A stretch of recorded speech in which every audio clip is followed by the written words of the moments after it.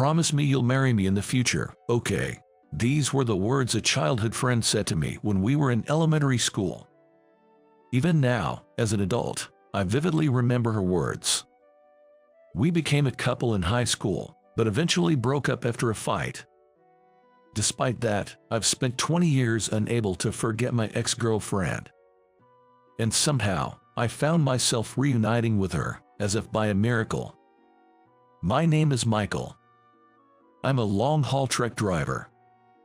I travel all across the country, delivering goods, sometimes not returning home for 2 weeks. After graduating high school, I continued this irregular job, often sleeping in my truck. Before I knew it, I reached this age where more and more of my school friends and colleagues are getting married. After a long drive, when I finally meet my colleagues, they often ask, "Aren't you going to get married?" I'd like to, but well, I reply with a wry smile. Then, a colleague would look concerned and ask, "What's up? Is something wrong?" "No, it's nothing. Don't worry about it." I responded that way to my colleague and climbed back into my truck. Even to a close colleague, I couldn't share my troubles with love. I do want to get married, but there's someone I can't forget, even after all these years. That person is my ex-girlfriend from when I was a sophomore in high school. It's been 20 years since Ashley and I broke up in high school, and we haven't seen each other since. I know that wishing to marry Ashley, despite everything, is futile. Besides, being hung up on an ex-girlfriend from high school for 20 years would probably make me the butt of jokes among my colleagues. I understand that marrying Ashley is impossible. Yet, whenever I hear the word marriage, I can't help but think of Ashley. Even 20 years after we broke up, I'm still unable to move on due to my lingering feelings for Ashley. Ashley was a childhood friend from elementary school. Our houses were close, and our parents were good friends. After school, we would play together or do homework every day. Meeting up after school or during holidays was a given. Visiting each other's homes and playing was a normal part of our daily lives. Ashley felt like more than a friend. There was a deeper connection. It was in the spring when Ashley and I were in the 3rd grade. Ashley's older cousin got married. Ashley showed me photos of the wedding, with her cousin in a pure white wedding dress. The photos captured a magical world, enchanting me. As I was mesmerized by the photos, Ashley shyly said, "Promise me you'll marry me in the future, okay?" I involuntarily swallowed at Ashley's words. Just imagining Ashley in a beautiful wedding dress made my heart race. Surprised and nervous, I couldn't find the words to respond. After that, our days continued with after-school activities and homework. I believed we would always spend our days together, even in the distant future. But then, a tragic event disrupted our peaceful lives.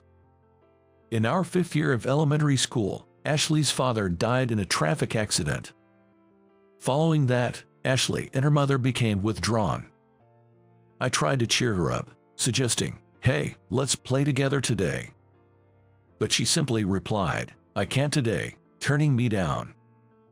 I wondered to myself, why won't Ashley play with me, and felt down all alone. Then, my mom explained, Ashley is grieving the loss of her father, who was the pillar of their family. Give her some space for now. That makes sense. Ashley's father was incredibly kind and reliable, truly living up to being the family's pillar. At the sports festival, it was Ashley's father who took the lead in preparing the lunch and setting up the camera. Given that such a father was suddenly gone, it's understandable that Ashley would be filled with anxiety. Every time we saw each other at school, I continued to be considerate of Ashley. "I'm sorry for asking you to play the other day. I didn't realize you were feeling down." When I did, Ashley smiled and said, "It's okay, it's tough right now, but let's play together again once I feel better." Though I didn't see Ashley every day anymore, I made sure to be available to hang out during breaks, on her terms. Every time we met during breaks, I kept asking her, "Are you okay? Have you been well?" Ashley always showed me a smile and said, "Yeah, I'm fine," but I noticed something. There were times when her smile was genuine and times when it was forced. The loss of her father meant healing the emotional wounds wouldn't be easy. Quietly, I sensed this just by looking at her expressions. Eventually, Ashley and I attended the same middle and high school. Waiting for the right moment when Ashley's feelings had settled, I told her that I liked her in our sophomore year of high school. She was a significant presence in my life, whom I had loved from afar for years and watched go through hard times after her father's passing. When Ashley and I started dating, I was overjoyed, feeling like I was on top of the world. Ashley laughed happily, saying, "I never imagined I would actually date Michael." "Me neither. It feels like a dream to be dating you," I replied with a smile. Our relationship started off smoothly, but then another event came that would affect us both.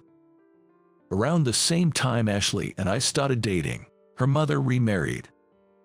I heard the new husband was someone from her mother's workplace. He had been supporting her mother since her husband's death. It felt like he was in a similar situation to me, encouraging Ashley when she was down. I thought to myself, both Ashley and her mother must have been equally saddened by her father's death. If they found someone to rely on and could be happy, that was what mattered. Above all, as Ashley's boyfriend, I was there to accept all her hardships. I strongly wanted to cherish her even more from now on. However, it seemed that Ashley's mother's new husband had quite different views from mine. Tom, the new husband of Ashley's mother, loved gambling and drinking. He quit his job soon after the marriage and spent his days gambling. He started demanding money for gambling from Ashley's mother, who had become a housewife after the marriage. If she didn't give him money, he would become moody, throw things, and yell. Because of this, Ashley's living situation deteriorated rapidly. When I met Ashley during the spring break of our sophomore year in high school, she looked emaciated. Even when I asked, "Are you okay?" she just looked down. Then, raising her face, Ashley suddenly glared at me and quietly started to complain. "Hey, why don't you spend more time with me? Why do we always meet at the same cafe?" I was puzzled by her unexpected words. "But isn't it better to prioritize studying for exams right now? Plus, we're students. We don't have much money," I explained. Immediately, she began to vent her long-held frustrations, getting angry. "It's always we're students. We don't have money excuses. How long do I have to keep adjusting to you, who has no ambition?" Hearing Ashley's words, I was certain. I had many immature aspects in romance, and it was hard to perfectly understand her feelings. I prioritized studying for exams because I wanted to make her happy in the future. To be honest, I'm just a healthy teenage boy going for puberty. There are many things I'm holding back on, all while thinking it's for the future with Ashley, so I'm restraining myself. She was my first in everything. Because she is so important to me, I thought I didn't want to cause her any more pain. "I didn't realize I was making you hold back so much. Staying with me will only make you unhappy. Let's break up for both of our sakes." For me, this was a major decision. Ashley, crying, angrily asked, "Why are you abandoning me like this?" And so, we ended up breaking up and moved on to our senior year of high school, separated. But she was no longer at school. Worried, I went to her house, but it seemed like no one was there. We had just broken up during the spring break a few days earlier. I had no idea where she had disappeared to. "Hey, have you heard the rumor about your ex-girlfriend?" That's what a friend told me, sharing this story. Apparently, her mom's new husband gambled away all their money, and then, it seems they fled to her mom's family home. Hearing this from my friend made me worry about her. But her cell phone and home phone were unreachable. And of course, I had no idea where her mom's family home was, neither its address nor phone number. I deeply regretted our breakup, but it was too late for regrets. After graduating high school with a heavy heart, I threw myself into my current job. One day, a colleague invited me out for drinks for the first time in years. I don't usually go out drinking, but this time, I made an exception for my colleague's birthday celebration. It was a Friday, and the downtown area was bustling with people. Suddenly, I noticed a woman, shivering like a puppy, holding a menu at a bar. Despite it being November, she was trembling in just a short-sleeved shirt. I thought she seemed to be in trouble, and I took a closer look at the woman, only to realize she was my ex-girlfriend from 20 years ago. The moment I recognized her, I rushed over to her without looking away. My colleagues, wondering what was going on, followed me, asking, "What's up?" Ashley, right. Long time no see." My voice trembled, thinking it might be a mistake. She widened her eyes and said, "Michael, really? You know her? Let's not stand around talking. Let's go into this bar." Cheerfully, my colleagues headed into the bar where she worked. We rode the elevator in silence, feeling awkward until we were seated. Poking fun at me, my colleagues asked, "So, what's the deal with her? Just an acquaintance, or something more?" They laughed. In a quiet voice, contrary to my colleagues' teasing, I said, "She's an ex-girlfriend from 20 years ago." At that moment, my colleagues froze. "What? 20 years ago? How old were you then?" "Now it's awkward for us too. You should have said something before we entered. You guys were the ones who rushed in before I could explain." As I was exasperated with my colleagues, Ashley came over to take our order. "Have you decided on your order?" In a flurry, one colleague said, "Then, let's have one beef burger set. I'll have a pint and beef stew." This guy will have the beef burger set and a cocktail. He ordered for me as well. There's no need to decide for me. "Well, we feel more awkward about it," my colleagues admitted. Ashley chuckled and said, "It's all in the past, don't worry about it." And after taking our order, she came back to our table. "Today's a Friday, but it's quieter than usual, so consider this special." Then, Ashley shared the reasons behind our breakup and why we hadn't seen each other for 20 years. Indeed, it was just as my friend had said. Her mom's new husband, an unemployed gambler, demanded money from her mom daily.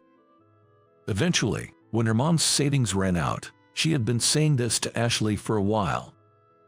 "Someday, while he's asleep, let's run away." It seems they were secretly packing their belongings to escape from her stepfather. "Breaking up with you was becoming inevitable, and it truly hurt. I wished you would hate me, so I said terrible things." She confessed, tears streaming down her face, as I silently hugged her. My colleagues, surprised yet listening intently, stayed quiet. "If breaking up was hard for you, you should have just told me that." But I couldn't be honest about my feelings. I couldn't leave my mom behind either. I was still a child, unable to make proper decisions. "I'm sorry for saying things that hurt you," she replied. From that day, we began seeing each other again. Back then, I couldn't stand up to him because he was taking all the money, and I wanted to help my crying mom. Choosing between my boyfriend and my parent was an ultimate decision for me. She said with a bitter smile, "Is your mom okay now?" "Yeah, it took time, but things have finally settled down recently." "Then, let's prioritize our time together from now on. You've put your parents first until now. It's time to reclaim the time lost as a couple." She was shocked. "After 20 years, getting back together, are you sure about me? For 20 years, there hasn't been a single day I haven't thought about you. I honestly didn't think I could ever find someone I loved as much. Will you date me again?" She nodded silently, tears flowing. After overcoming 20 years, we restarted our relationship. This time, I hope to cherish her, considering marriage. Until now, we've both prioritized our families and careers for a long time. That's why I'm hoping we can start to prioritize our time together more. The fact that the marriage I had almost given up on with my girlfriend is now drawing closer brings me immense joy. Even after we parted ways, I couldn't let go. and I'm still working hard today with the goal of marrying her in mind.